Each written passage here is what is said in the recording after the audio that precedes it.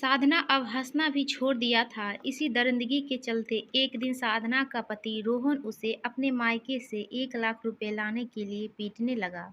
उसके सास ससुर कह रहे थे, इस कलमोही को तब तक पीटते रहो जब तक ये रुपये लाने के लिए हाँ ना कह दे। ठीक उसी समय साधना की ननद मीना वहां आ गई और ये निर्मम दृश्य देखकर गुस्से में बोली, भैया भाभी ने ऐसा क्या कर दिया जो तुम इसे हैवान की तरह पीट रहे हो।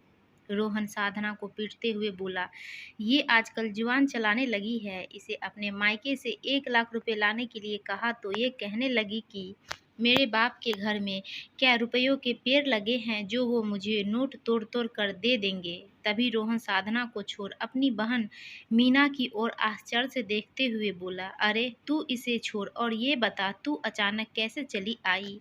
यह सुनकर मीना ने एक पल के लिए सोचा और फिर बोली, भाई तेरे जीजाजी ने मुझे भी मार पीट कर रुपये लाने के लिए घर से निकाल दिया। इतना सुनते ही रोहन दांत पीसते हुए बोला, मेरी बहन पर हाथ उठाने वाले को मैं कच्चा चबा जाऊंगा। चल तू मेरे साथ अभी वापस चल। यह सुनते ही मीना बोली, भैया जब बहन की बारी आई तो तुम्हें कितनी पीड़ा हुई। आपने ये कभी सोचा कि भाभी भी किसी की बहन बेटी है। इसकी ये दशा देखकर क्या उनका खून नहीं खौलेगा। इतना सुनते ही रोहन के अंदर का राक्षस मानो मर गया और वह रोते हुए बोला, बहन आज तुमने मेरी आंखें खोल दी। मैं आज तक अपने घर की लक्ष्मी को ही पीट पीट कर अपमानित कर रहा था। मीना ने आगे बढ़कर जब प्यार से अपनी भाभी को गले लगाया तो साधना सिसक सिसक कर रोने लगी। तभी वहां रोहन के जीजाजी ने प्रवेश करते हुए कहा, घर की